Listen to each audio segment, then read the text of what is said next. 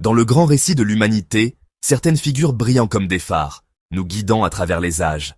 Elles nous rappellent que nos vies, avec leurs sommets et leurs abîmes, ont un sens profond. Si Abraham est universellement reconnu comme le père de la foi, un homme qui a marché vers l'inconnu en se fiant à une promesse divine, une autre figure, plus complexe et peut-être plus proche de nous, nous offre une leçon différente mais tout aussi essentielle. C'est l'histoire de Jacob. Si Abraham nous apprend à croire, Jacob, lui, est le symbole vivant de la transformation. Son parcours n'est pas une ligne droite vers la sainteté, mais un labyrinthe tortueux de doutes, d'erreurs et de luttes. Il est le miroir de notre propre humanité, avec ses failles et ses contradictions. Car son histoire nous révèle une vérité fondamentale et réconfortante. Dieu n'appelle pas des gens parfaits, des héros sans reproche sortis tout droit des légendes.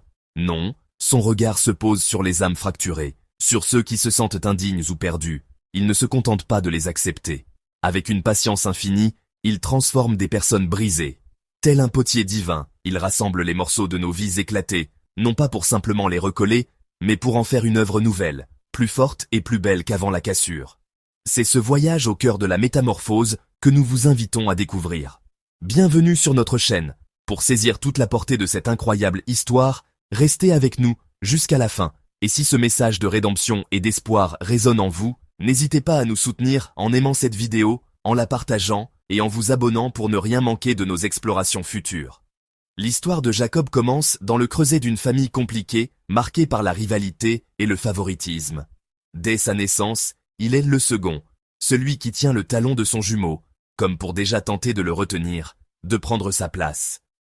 Poussé par l'ambition et une faim qui n'est pas que physique, il trompe son frère Ésaü, exploitant sa faiblesse passagère pour lui dérober son droit d'aînesse contre un simple plat de lentilles.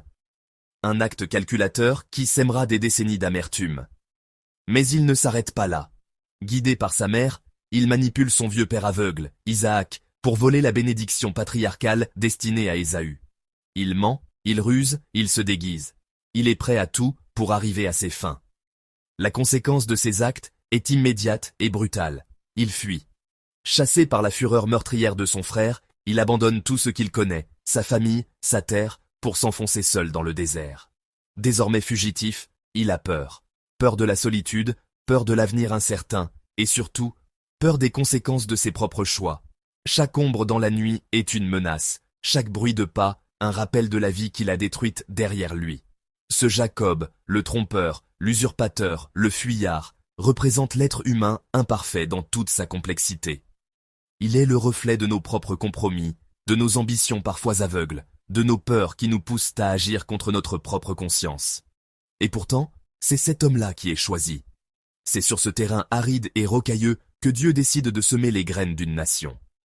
C'est dans cette obscurité que la lumière divine va commencer à poindre. Car Dieu ne rejette pas Jacob malgré ses fautes. Au contraire, il voit en lui non pas l'homme qu'il est, mais l'homme qu'il peut devenir. Il ne l'abandonne pas à son sort dans le désert. Il le façonne à travers chaque épreuve, chaque exil, chaque rencontre, chaque nuit de doute. Le chemin sera long et difficile, mais chaque pas, même douloureux, est une étape de sa reconstruction. C'est le début d'un processus divin qui changera non seulement son nom, mais son âme tout entière. Alors que Jacob dort dans le désert, Dieu lui montre une vision. Une échelle reliant la terre au ciel.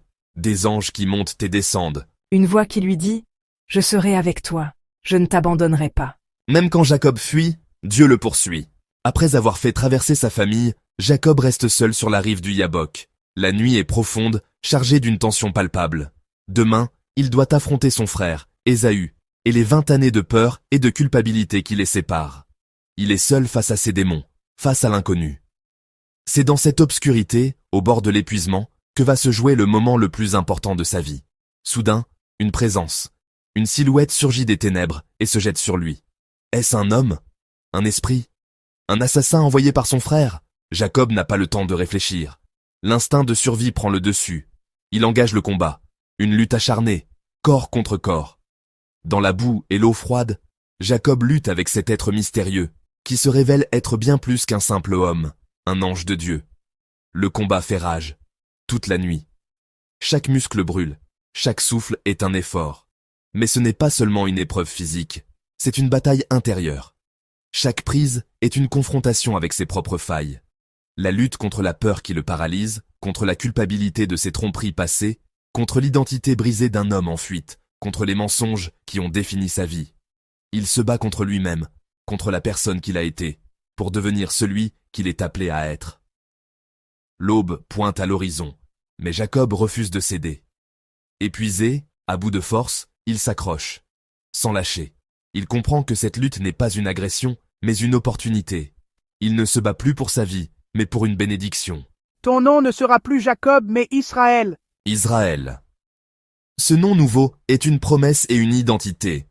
Il signifie « celui qui lutte avec Dieu et qui l'emporte ». Non pas parce qu'il a vaincu Dieu par la force, mais parce qu'il a persévéré jusqu'à recevoir la bénédiction. Il a tenu bon face à l'épreuve. Mais cette transformation a un prix.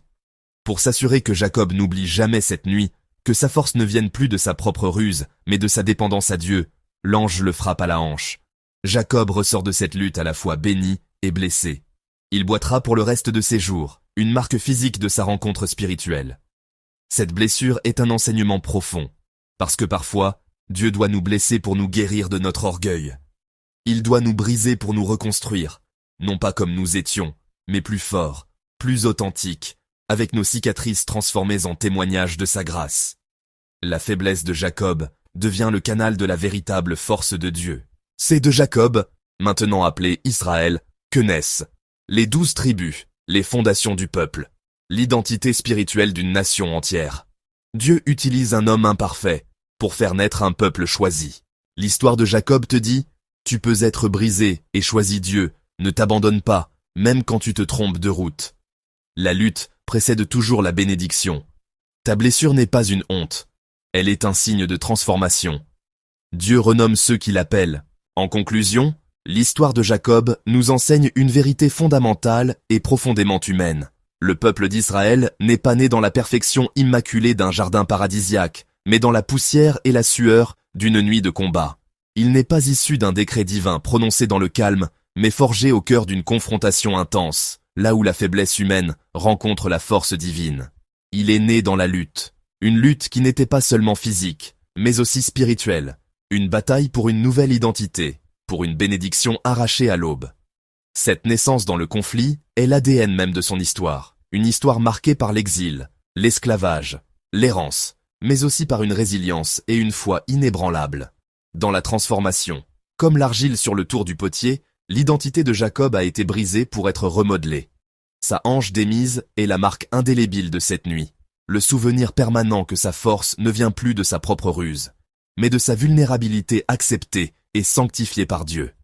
C'est une transformation qui laisse des cicatrices, mais ces cicatrices deviennent le témoignage de la grâce.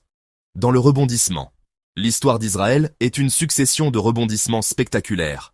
De la fuite de Jacob à son retour en héros, de l'esclavage en Égypte à la liberté, de l'exil à Babylone au retour à Jérusalem. Chaque chute, chaque épreuve est devenue une opportunité pour un nouveau départ, une nouvelle démonstration de la fidélité de Dieu. Jacob, le boiteux, devient le patriarche qui guide son peuple avec une nouvelle assurance. Si tu traverses une lutte aujourd'hui, que ce soit dans ton travail, tes relations, ta santé ou ta foi, ne la vois pas seulement comme une épreuve à endurer. C'est peut-être le signe que Dieu est en train de changer ton nom, de transformer ton identité et d'écrire un nouveau chapitre de ton histoire. Ta nuit de doute est peut-être ton Peniel, le lieu de ta rencontre décisive. Ta faiblesse, le point de contact de sa puissance. Ta cicatrice, la future preuve de ta victoire. N'abandonne pas avant l'aube. C'est dans ces moments que les noms sont changés et les destins scellés. Si cette histoire de transformation vous a parlé, n'hésitez pas à liker la vidéo pour nous le faire savoir. Pour ne manquer aucune de nos explorations bibliques et spirituelles, abonnez-vous à la chaîne et activez les notifications. Et si vous pensez que ce message peut encourager quelqu'un que vous connaissez, partagez-le. Merci infiniment d'avoir regardé. Que votre propre lutte soit le prélude à votre plus grande bénédiction. À bientôt.